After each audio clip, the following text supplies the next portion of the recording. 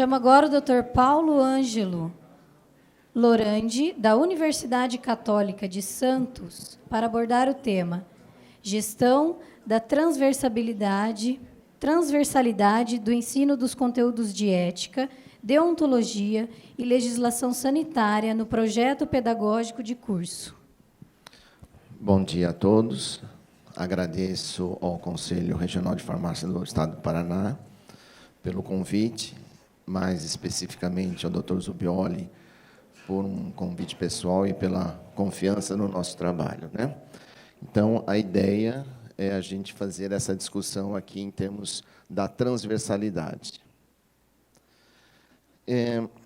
Eu falo na condição de professor universitário, falo também na condição de membro de comissão de ética, né, presidente da comissão de ética da Seccional de Santos, já há um certo tempo. Então, a gente acaba misturando um pouco de realidade, um pouco de academia e um pouco de, vamos dizer assim, fantasia da nossa parte, né? E eu, quando, em 91, eu iniciei a carreira universitária, por aquelas coisas que o ensino brasileiro, às vezes, faz, no ano que eu entrei na faculdade, por uma série de fatores, eu acabei como diretor da faculdade. E aí eu falei assim, bom, eu não sei o que é isso, né? O que eu faço? Então, eu comecei a estudar. Então, eu fiz mestrado e doutorado em educação para tentar entender um pouco esse processo.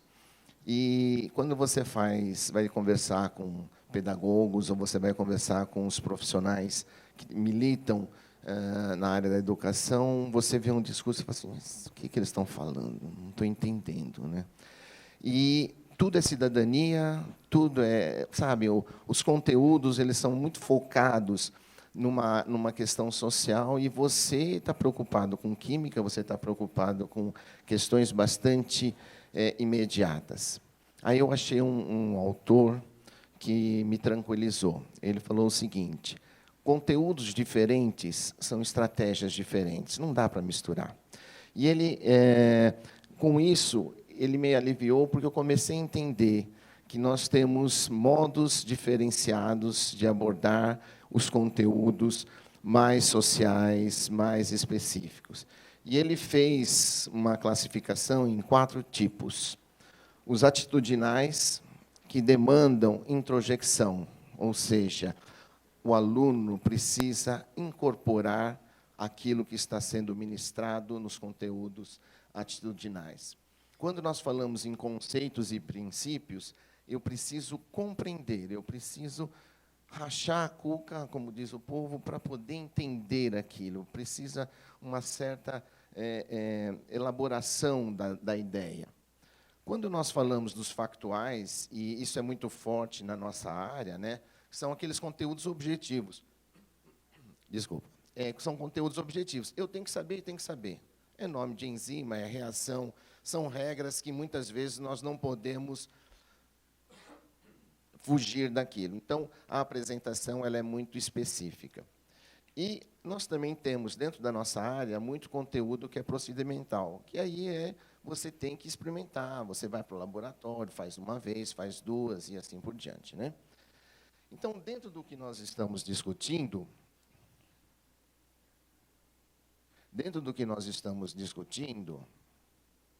nós temos aí ética, deontologia e legislação, que, no meu modo de entender, eles se classificam de formas diferentes. Então, portanto, eles devem ter abordagens que são diferentes. A ética é atitudinal. Deontologia trabalha com conceitos e princípios. E a legislação ela é factual. Ainda que, obviamente, nós estamos colocando isso de uma forma muito polarizada, mas nem tudo. A legislação também, de certo modo, exige uma certa compreensão. Porém, está lá, você tem que ver. Pode, não pode, então tem que ficar sabendo.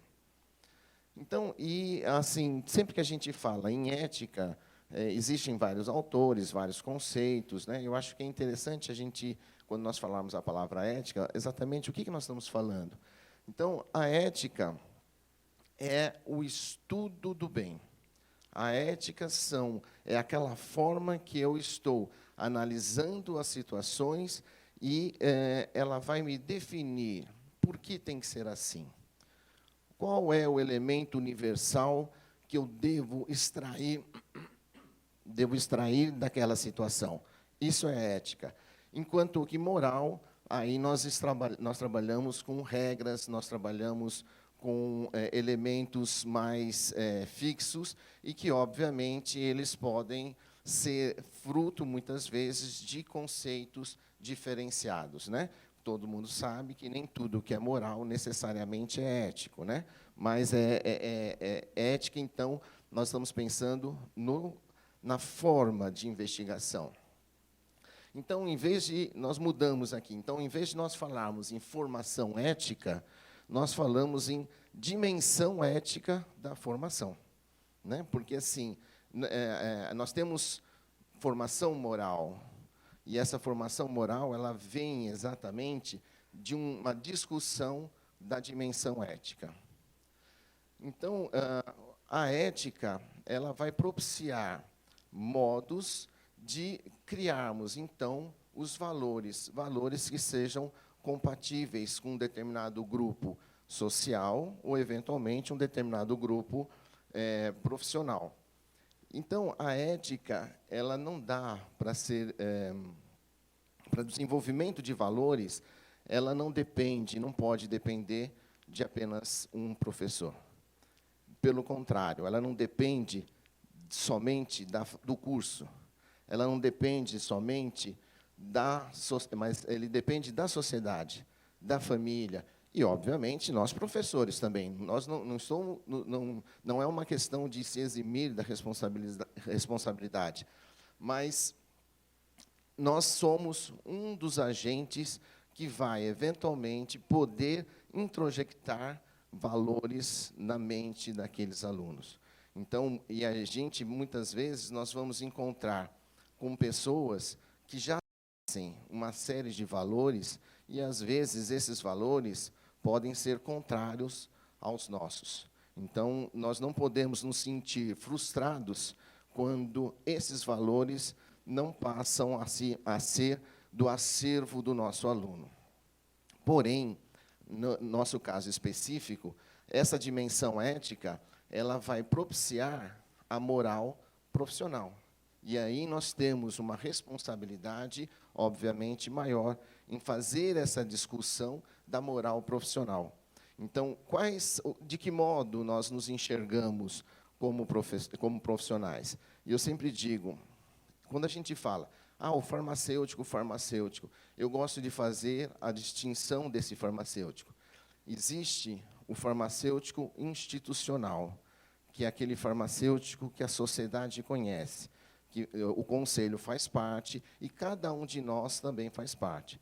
E existe o farmacêutico pessoa, é aquele que come feijão com arroz, que paga a conta, né? Quer dizer, a cara que a sociedade tem do farmacêutico, ou seja, esse farmacêutico institucional é a somatória de cada um dos farmacêuticos. Então, os valores que são comungados por todos os indivíduos farmacêuticos acaba caracterizando o papel que a sociedade terá de nós, farmacêuticos institucionais.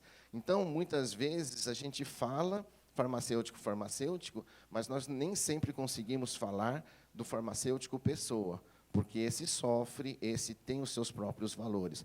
Então, quando nós falamos nos valores do farmacêutico, nós estamos falando nos valores desse farmacêutico institucional que nós estamos pretendendo construir. E que, no final das contas, obviamente, ele será fruto do trabalho individual. E dentro e nosso parâmetro de farmacêutico, né, de valores farmacêuticos, ele estará aí num código de ética, num código moral. Isso aqui.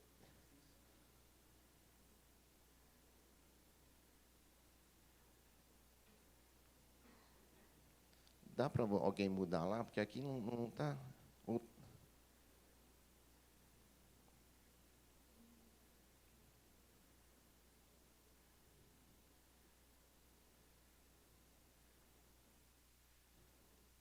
Então, isso significa, assim, que esse código moral, as regras, elas são determinadas por uma sociedade concreta.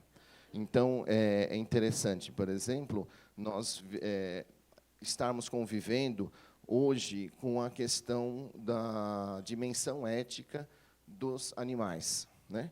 Até um tempo atrás, cachorro vagabundo a gente chutava e achava engraçado, não é? Quer dizer, a sociedade achava que cachorro vagabundo tinha que ser enxotado.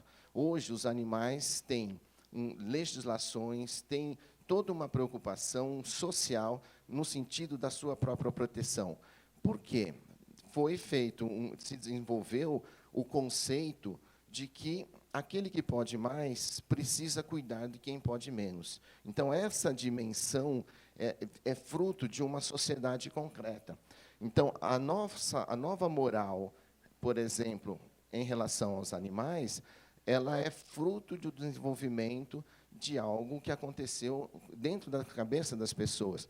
Portanto, essas regras elas não podem ser imutáveis. Elas precisam estar sempre sendo discutidas. Então, a deontologia é algo dinâmico, é algo vivo, pelo qual a ética tem que dar todo o suporte para essa condição de discussão.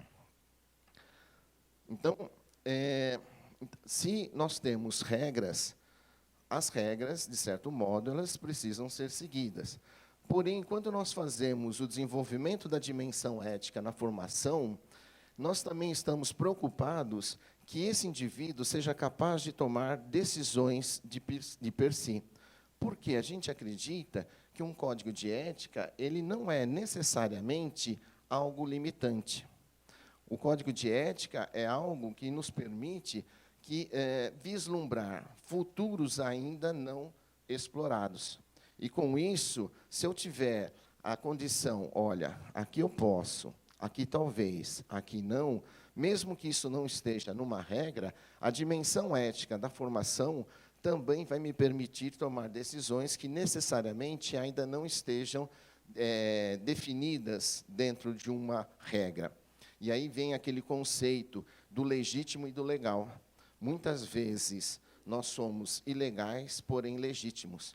Quer dizer, certas regras, elas já foram vencidas pela realidade da sociedade, mas elas não foram modificadas na sua estrutura, no seu papel. E, portanto, muitas vezes a gente não segue aquelas regras, porém, nós somos considerados legítimos, porque a sociedade, na sua evolução, já acata uma nova postura, diferentemente do que está prescrito na regra. Daí a necessidade de que essas regras sejam constantemente renovadas e estudadas. E aí nós entramos numa situação que, ao discutir ética e deontologia na perspectiva acadêmica, com a palavra transversalidade, nós temos que fazer uma distinção importante entre a transversalidade e a interdisciplinaridade. Porque transversalidade é estratégia, é pedagogia, é didática. O que nós precisamos é a questão, o conceito interdisciplinar, que é epistemológico. Infelizmente, nós ainda temos aqueles discursos de professores que dizem que a minha disciplina inicia-se e termina comigo mesmo, sem que haja essa interdependência. Então, como que eu posso falar em transversalidade se o professor ainda é fechado em si? Ou seja, esse professor ele precisa quebrar esse castelinho dele para que ele possa transitar. Então, o que nós estamos dizendo? Se nós estamos falando que ética ele é uma questão de vários agentes, nós estamos dizendo que a ética não pode ser fruto de um trabalho de um professor. Deontologia, por sua vez, tem conteúdos específicos para um componente curricular, mas a deontologia, por ser um valor de classe, por ser um valor de sociedade, no nosso caso, de um grupo profissional, ele tem que ser comungado, ele tem que ser transversal e ser discutido em vários momentos, em várias disciplinas. Obviamente, nem que você mantenha um componente curricular para a deontologia, o valor da classe profissional tem que estar presente em todos os professores. E aí nós estamos falando, então, dessa transversalidade. Mas isso só é possível se eu modificar o meu padrão epistemológico. Se eu começar a entender que não só os conteúdos factuais dependem de si, quer dizer, eu só posso fazer Química Orgânica 2 depois de Química Orgânica 1, mas, além desses elementos factuais, o profissional ele é formado pelos factuais, atitudinais, pelos os conceitos, ou seja, é toda aquela gama que forma efetivamente o profissional.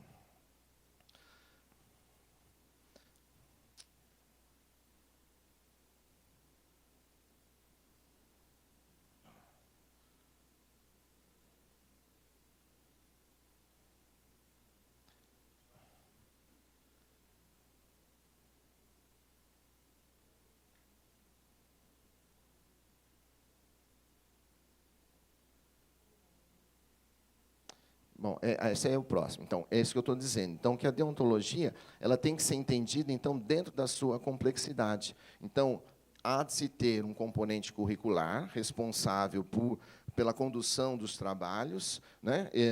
Porém, a deontologia ela tem que ser vista na sua complexidade e, portanto, ela tem que fazer parte de todo o curso. Vamos ver agora. Isso. Então, é exatamente isso que eu falei. E aí, voltando, né? E dentro dessa perspectiva, o código de ética ele não vai ser visto apenas como um prescritor esse é o farmacêutico ideal. Isso não existe.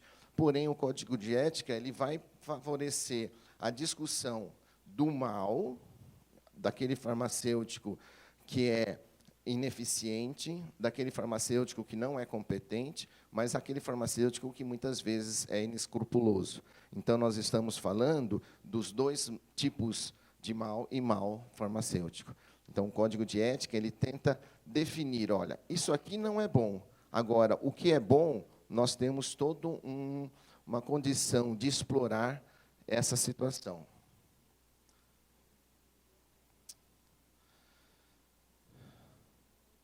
Agora, então nós temos a ética, ela não é necessariamente, quer dizer, a dimensão